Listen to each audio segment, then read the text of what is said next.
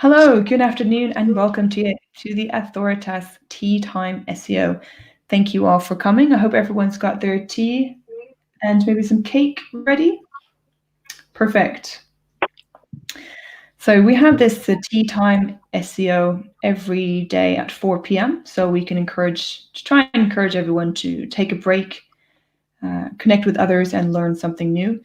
I'm SEO Joe Blogs, the growth marketer here at Authoritas, and I'm joined by Carrie Shepherd here as well from Authoritas. Hi, guys. So today we have three great speakers talking about different aspects of technical SEO. It is quite a broad subject, but they've all highlighted a different area. We have Paul Lovell, Franco Valentino, and Serena Pearson. So I'm going to hand over to Paul, who will introduce himself, Franco then as well, and Serena, and then we'll have Paul kick off with his tips. We do have time for Q&A at the end, so please feel free to drop your questions in the live chat. I'll pass over to Paul now. Thank you. Yeah, thank you, Joe, and the team at Authoritas for putting this together and inviting me along. My name's Paul Lovell. I've been in digital marketing, as you would call it, because things have changed so much over the years. For over 10 years, I've worked a lot with startups and large e-commerce sites, as well as some more tech-based companies. Currently, I've been digging into Schema for quite a while, and Google's just released some guidelines on the way that I do it now, which is via Tag Manager. And yeah, just into anything search and analytics related, really. Great, perfect. I'll pass over to Franco. All right. Hey, everybody. Thank you very much for having me. I'm Franco Valentino out of Nashville, Tennessee with Narrative SEO. We are the digital plumbers. We work with some of the world's biggest HubSpot agencies and content marketers and a lot of e-commerce shops as well to fix the digital interconnections that connect to their website and do all this cool technical SEO stuff. Great. And we also have Serena Pearson, who was at the great Women in Tech SEO Festival last month, organized by Arid. Hello, Arid. Hello, Raphael as well. And hello, Sarah. Over to you, Serena. Hi, I'm Serena. I'm the SEO and ASO manager at Kaizen. So I've been there for a couple of years now. I don't have an updated photo with the new hair, but it'll come at some point. And so prior to working at Kaizen, I've worked at another agency, another in-house, and it's just a lot of different websites that I've had exposure to. So because of that, I really enjoy just eliminating those repetitive tasks with technical SEO. So that's an area I particularly enjoy. And so at the moment, some of the projects I've been more involved in have been on the ASO side. So that's my current obsession. And the second project that I've been more involved with is just using Python for natural language processing insights. So that's another exciting project. Great. Well, you seem very, very busy, Serena. A lot going on.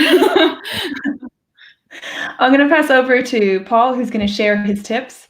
Thank you very much, Paul. Yeah, so I'm going to be talking about Schema, and what a lot of people don't realize is that yes, Google does give you the information of what you can have for like their enhanced SERP features, but there's much more Schema available outside of that. And John Mueller recently said in a hangout that he thinks the future, or at least near future, is there's going to be more types of structured data, and it's going to get more complicated. So that's a sort of like guide of where things are going with Google. Next slide. That's it. Yeah. So when you go over to schema.org, you'll see that you can extend your schema types much more. So a lot of people just use local business just as like their local business, for example. But when you actually dig into it, there's actually specific local business types for attorneys, dentists, medical clinics, and you can really send that entity information to Google via JSON-LD or whatever other format you're using to code up your schema to send the right signal about your business or website to ensure that they really understand what the topic is of your website. There we go. Now, yeah, Google Tag Manager is your friend. This is the way that I've been doing it for quite some time. Google's just released their guide on how you can use Tag Manager to generate JSON-LD, and the trick to it is you have to use custom variables. So you pull the elements from the page and as well as from the head, of the page. So pretty much any code that's on the page at all, you can pull into Schema and you can create it dynamically on the fly. So there's no need to code up one block of Schema per page. You can dynamically create it as you go. That's it. And this is one of my favorite ones, which is to start to learn to code Schema in a graph. So what I mean by graph is, if you look at Yoast, they do it very well within their tool automatically. But essentially, you give Google one snippet of code, so they've got no choice but to digest it. So then they start to understand the topic of the web page, and the web page is part of a website, and that website is published by this organization, which is at this location and has got the same as profiles. So it really helps join all that information together to give them the full picture. That's it. And obviously the most important bit is to test, monitor, and update when new types of Schema come out as well. So the reason I say that is because if you're creating Schema dynamically and your web designer goes in there and changes something, it could effectively break it, or the signal that you're sending via Schema will change because you've changed your H1 or your meta description, or wherever those important elements are that you're pulling in that information from into your Schema. It can break very easily. So you need to really make sure you keep your finger on the pulse. And yeah, just stay up to date with the new types of Schema. Like John Mueller said, there's more coming. So stand by your beds, I think is the word. Stand by your beds. Well, we certainly will. Thank you very much. If anyone has any questions for Paul, please do drop them in the chat. And I'll now hand over to Franco. All right, thank you. I love all the leading edge stuff. Paul does some brilliant things, and his knife is always sharp, so to speak. So one thing that Paul and I actually work together quite a bit, and there's two sides to that coin. Leading edge is wonderful, and you get exponential results with all of these new things as SEO changes and things move towards the AI model. But one thing that we see continually is a problem with even large, we're talking 8-figure e-commerce sites, for example, is that the server is ignored, right? Everybody just says, I need a web host. I'm going to put my website on the web host and I'm going to start going. But the servers aren't, they're great to have, but they're not really tuned for best in class SEO. So a lot of the things that we see is we need to fall back to the basics again, right? HTTP versions matter a lot. We still see a lot of large SEO, well-trafficked e-commerce sites, for example, on HTTP1, which is synchronous versus asynchronous. So it slows the website down, and it's a very, very simple fix that has exponential results for the company. Another thing we see is database optimizations. Nobody ever pays attention to the database either. That's very important from a crawl perspective, because when a piece of content is requested by a browser, the server actually has to run through the database to find it. So even something as simple as setting up a quarterly database optimization is a really smart thing to do. It can give you a lot of speed benefits, and speed is sort of an antibiotic for a website, right? Everything gets better because the user metrics are better.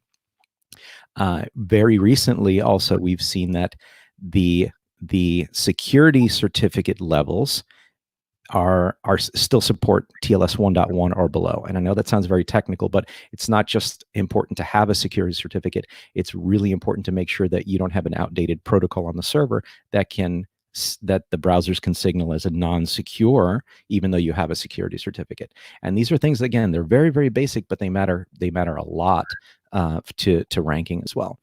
Then the type of server that you have as well. If your website is, you may be using Microsoft technologies like ASP, in which case you'd have an IIS or Internet Information Server box.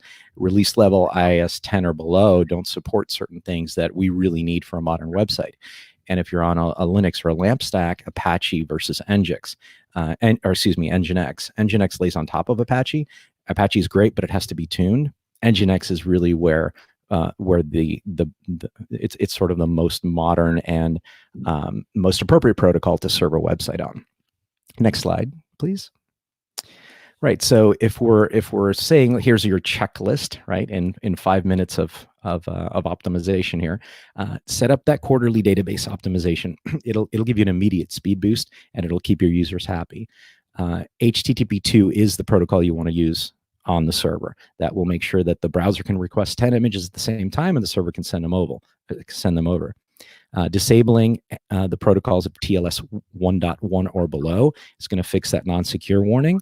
Use Nginx when you can. And then we see a lot of third-party pixels. Paul and I can attest to this consistently.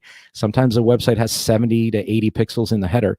They don't need to be there. They need to be in Google Tag Manager as a centralized repository, and don't fire them on every single page if it's not needed. That'll speed up the website as well. So, and that's all I've got. Cool. So, I mean, from my side. Oh, sorry. Did I interrupt you? Were you going to do transition? No, you're good. Please. No. Good. Carry on. Yeah. So from my side, it's what I wanted to go through was a lot of like duplicate content issues. So because I'm lucky enough to work with the sales team, I work on a lot of different websites just reviewing it. And the main thing which I found that comes up quite almost all the time is the duplicate content issue. It's not necessarily the same article being uploaded twice, but it might just be a simple fix on the header navigation, even just to optimize for your crawl budget. So the first tip I have here is just the most basic things that I come across all the time. So things like URL parameters in retail sites, those are difficult to avoid, but things like the URL fragments, I find that happens quite a lot in mobile navigations when you're building out I think it's called hamburger menu. It comes up almost all the time, and it's really not needed. When I've just had discussions with developers and asked them, is it possible for you to update this? So, oh yeah, we can do that. So that's something I look at as a first step. But it can vary. Each site's so different. I wanted to include some of the basic things like even just HTTP, HTTPS, www or non-www trailing slashes. And when you're initially crawling a website, it might look like it's all in place, but there's been a couple of times where I have just thought, why don't I just try crawl all of this HTTPS URLs in HTTP? And I found that it just hasn't redirected for all of the pages. A certain section of the website's missed out. So just doing sense checking, even if things look okay, just to make sure you capture everything there. So these bullet points I have here are things that you can check in Excel or code or however you work, and it can be automated. So you don't even need to think about it. You set it up once, and then that's really it. Then you just have to pass it on to whoever's going to implement it. The second tip I have is for more manual things. So these are things that I personally haven't been able to just automate, but I've just had to keep an eye on. So whenever you have a raw crawl and you're looking at through a website, some things I've noticed is that the way certain websites are built, you'll upload a piece of content and then a duplicate version is created in the root domain, which it's set up. Some websites are set up that way. Or if I worked on a website where you uploaded a new page, then there would be a new node subfolder, which was being recreated. And then you have a / article number 100, for example. So your website might be set up this way, which you might not know because it's not being linked to. So just checking for things like that, just in your XML sitemaps, just checking through in your CMS to see if that is being created. One way you can test that, and in a more automated way, is to check for, while you're crawling your sites, any meta titles that are appearing multiple times, why that is. So that's one way you can automate it. But it can be a whole variety list of things. So not just automating, but just like scanning through it as well. Cool. And tip number 3 is making sure that when you do crawl your website, to really crawl everything. I think the temptation with larger websites is to just, maybe not crawl it in JavaScript or crawl such a small subsection. But what I like to do is really just take whatever crawl you're using to take every single box available and crawl a sample first. Then you can identify certain issues and then update how you want to crawl that website, then for your other recommendations. So initially, I would start off with a sample. If you're able to then implement that first and then work with the website on the company to then on an ongoing basis. Once that's fixed, it can be a lot easier to crawl over time. I think the temptation, again, is to fix everything at once, but working through it slowly.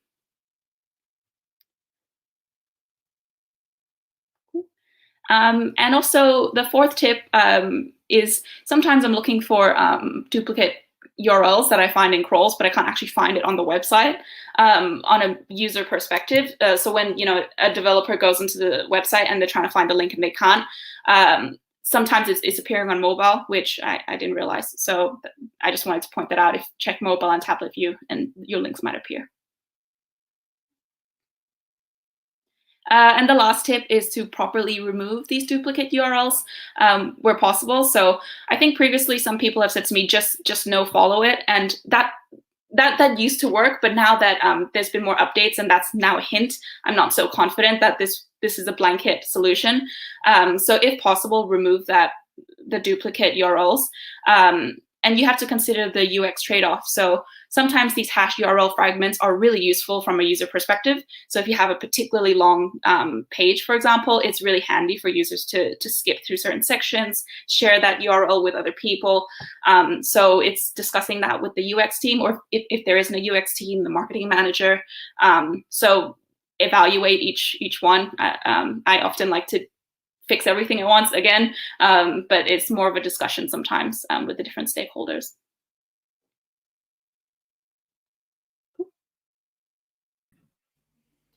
Great, thank you very much, Serena. Loads of tips there.